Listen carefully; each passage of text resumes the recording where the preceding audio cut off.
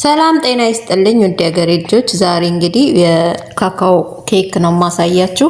ካካኦ ኬክ እንግዲህ ዛሬ በኔ ጣሪቃ በኔ መንገድ የሰራሁት በአራት እንቁላል በአምስት እንቁላል እሰራለሁ። በአራት እንቁላል የሰራሁት በሶስት እንቁላል መስራት ይቻላል።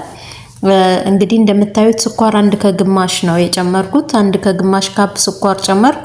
አራት እንቁላል ከቫኒላ ጋር ዘይት ካካኦ ናስካፌና ዱቄት ነው የምጠቀመው። እንግዲህ ወተትም ግድ ነው እንደምታዩት ወተትም አለኝ። አራት እንቁላል ከአንድ ከግማሽ ስኳር ጋር ወደ መምቻዬ እቃ አደረኩኝና አራት እንቁላል ከአንድ ከግማሽ ስኳር ጋር ነው ያረኩት። ካካኦ ትንሽ መረር ስለሚል ለዛ ነው አንድ ከግማሽ ያረኩት። አንድ ኩብም በቂ ነው። አንድ ኩብ ነው በብዛት ለኬክ የምጠቀመው ለሶስት እንቁላል። ዛሬ ደግሞ ለአራት እንቁላል አንድ ከግማሽ ስኳር ከአራት እንቁላል ጋር ቫኒላ ተጠቀምኩኝና ክሬም እስኪሆን ድረስ መተዋለሁ። ዘይትና ወተቴን ከአጠገቤ ያስቀምጫለሁኝ። የተነፋ ዱቄትም አለኝ እንደምታዩት። እዚህ ጋር አሁን እንቁላሉንና ስኳሩን እመታለሁኝ። እንቁላሉንና ስኳሩን እመታለሁኝ ክሬም እስኪሆን ድረስ ከ5 እስከ 10 ደቂቃ በደንብ አድርጌ ከመታው በኋላ ኬክ በነገራችን ላይ እዚህ ጋር ብቻ ነው በደንብ መመታት የሚያስፈልገው። እንቁላልና ስኳሩ እስኪዋሃድ ድረስ ነው በደንብ መመታት ለኬክ የሚያስፈልገውና እዚህ ጋር በደንብ እንዲዋሃድ አድርጌ ከመታውት በኋላ ዘይቴን እጨምራለሁ። ዘይቴን ጨምሬ ለትንሽ ለ2 ደቂቃ ከመታውት በኋላ ወተቴን በዛው በዘይት መለኪያዬ ወተቴን እጨምራለሁ። ወተቴ የተዘጋጀ ወተት አለኝ። ወተቴንም ጨመርኩኝ። ሁሉንም ቀድሜ ከቪዲዮ በፊት አዘጋጅቼ ያስቀምጫለሁኝ። ዱቄቴንም ነፍቼ ነው ያስቀመጥኩት። ወተቴን መትቼ ካዋሃድኩ በኋላ የሚቀረኝ ዱቄት መጨመር ነው። ዱቄቴ ላይ ዱቄቱ ተነፍቶ የተዘጋጀ ነው። ቤኪንግ ፓውደር እና ትንሽ ጨው ጨምሬ ዱቄቱን ከዚህ ከመታሁት ክሬም ከሆነው ውህድ ጋር አገናኘዋለሁ፣ አዋህደዋለሁ ማለት ነው። ናስካፌ የምጠቀመው 1 ማንኪያ ነው። ካካኦ 3 ማንኪያ ነው። ግን እኔ ዛሬ ካካኦ ስለሌለኝ ባለኝ ካካኦ ነው የምጠቀመው።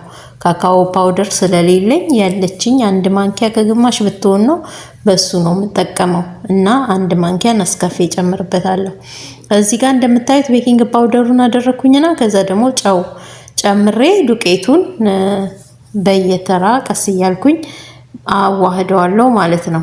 ጨው ምንጊዜም ትንሽ ጨው ያስፈልጋል። ኬክ ምንም ጨው ሁሉም ቦታ ላይ ትንሽ ጣል ማድረግ አስፈላጊ ነውና እንደምታዩት ነው። እንግዲህ እንደምታዩት ዱቄቴን ቀስ እያልኩ ካዋሃድኩ በኋላ መጋገሪያዬ መጀመሪያ ዘይት ተቀብቶ ተቀምጧል። ሁሉ ጊዜ እንደምናገረው መጋገሪያዬን ነው መጀመሪያ ኬክ ከመስራቴ በፊት መጋገሪያዬን ነው የማዘጋጀው። ኬክ መስራት ስፈልግ በየትኛው መጋገሪያ ነው የምሰራው ብዬ አስብና የወሰንኩትን መጋገሪያ ክሬም ማነው ዘይት ወይም ደግሞ ያለኝን ነገር ቀባዋለሁ ማለት ነው።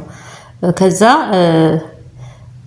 ወደ እንቁላል መምታት ገባለሁና አሁን እንደምታዩት ካካኦ ዱቄቱን አዋህጄ ጨርሼ ካካኦ ጋር ደርሻለሁ። ካካኦን ወይ በወተት ትንሽዬ ወተት አለበለዚያ ደግሞ በትንሽ ሞቅ ባለ ውሃ አርጌ ከናስካፌው ጋር አዋህደዋለሁ በሌላ ሳህን ማለት ነው። እንደዚህ ካዋሃድኩት በኋላ ከዛኛው ከነጩ ከተመታው ዱቄት ሊጥ ላይ ወደዚህ ላይ በትንሹ የሚበቃኝን ያህል ይበቃል ብዬ ያሰብኩትን ያህል ቀንሳለሁ። ይበቃል ብዬ ያሰብኩትን ያህል ቀንሼ በደንብ ካዋሃድኩት በኋላ መጋገሪያዬን አመጣና መጀመሪያ ነጩን ከዛ ይሄን ያዋሃድኩትን ከካካኦ ጋርና ከናስካፌ ጋር ያዋሃድኩትን ቡኒውንና ነጩን እያደረኩኝ በየተራ እጨምራለሁ ማለት ነው። ይሄን እንደዚህ በደንብ አዋሃድኩት። ያለኝ እንግዲህ ዛሬ ትንሽ ስለሆነ በደንብ ድምቅ ላይል ይችላል። ካካኦ 3 ማንኪያ ነው ለሌላ ጊዜ የምጠቀመው።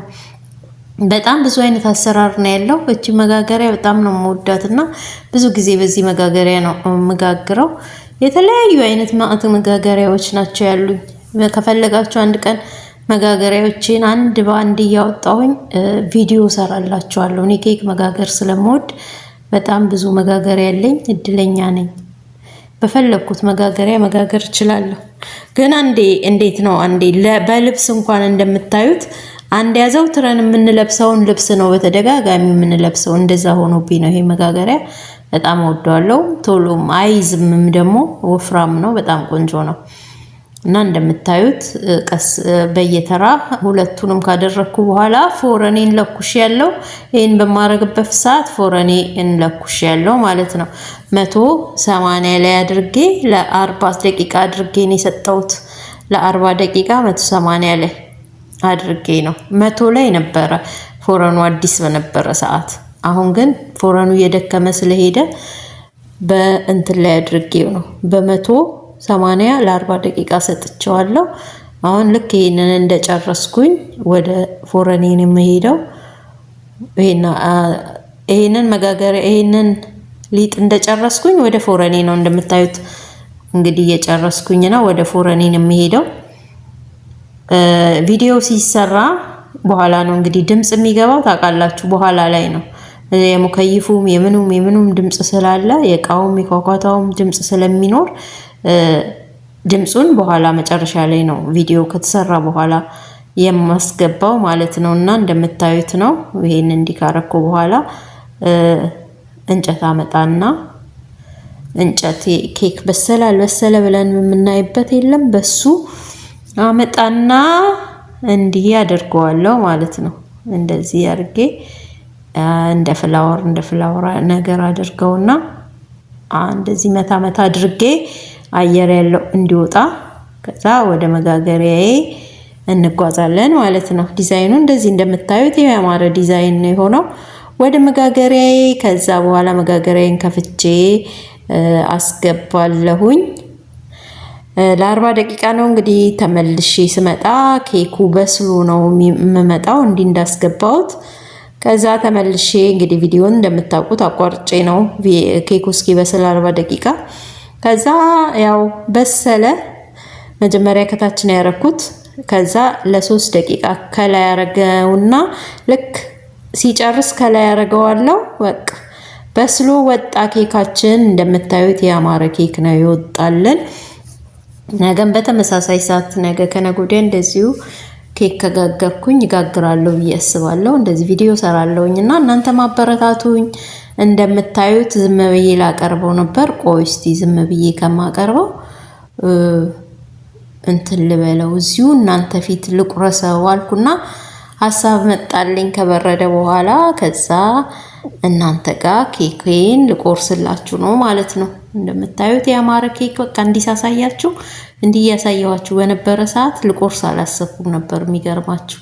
እዛውን ደግሞ ቆይ ልቁረሰውና ብዬ አሰብኩና ስቆርሰው ላሳያችሁ ብዬ መጣሁኝ። እንደዚህ ያማረ ኬክ እንግዲህ በአንድ ሰዓት ውስጥ ጨርሰናል።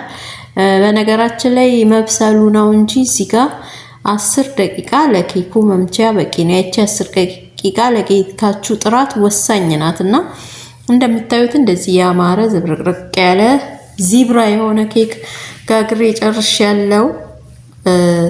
ላይክ፣ ሼር፣ ኮሜንት አድርጉ፣ ሰብስክራይብ አድርጉ፣ አበረታቱኝ።